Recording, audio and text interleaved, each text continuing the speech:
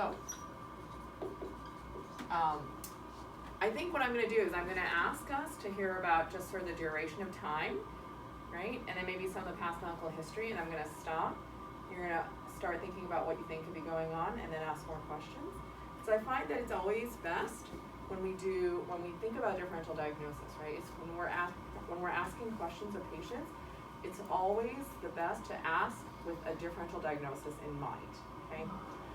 I always recommend that you start by hearing a little bit about the story and then getting a sense of what you think it could be and constantly interpret your mind. What could they be telling you, right? And proceed to ask questions in a very hypothesis-driven way. So it's hard to do that if you don't know what mostly empty bottle of vodka in a paper bag. Okay. And he'd had sort of on chart review some similar admissions with elevated alcohol level. Okay. So when he comes in, he can't remember anything. Okay. He's alert and oriented ×1. Okay. He's poorly responsive. Okay.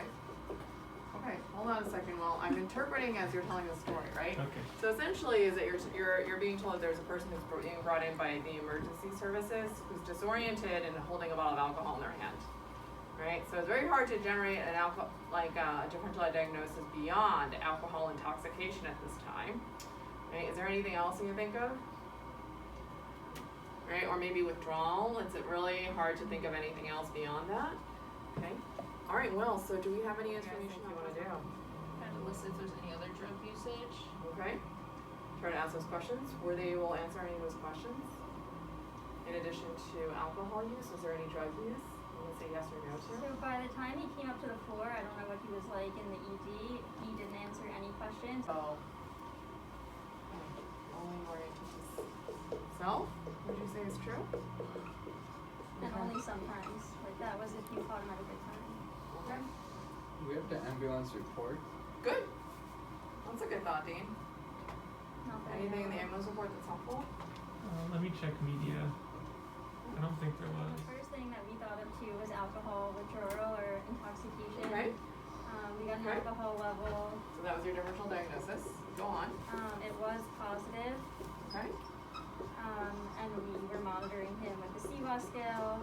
He had Okay. gotten, I think, some chlordiazepoxide when he first came. Okay. But then we stopped that and we switched it to lorazepam Okay. as needed. Okay. But he never made it to a CWA of 8 to get him. Okay. Okay. So that was your initial plan, is that so when someone can't really give you a history, you have no past medical history to go on, right? What do you guys do next? Like, what do you do to try to figure out what's happening? So Dean, there's the EMS run sheet's not helpful. Well, it's always a really good place to look for when the person can't give you a history. You want to know more about the circumstances under which somebody came in.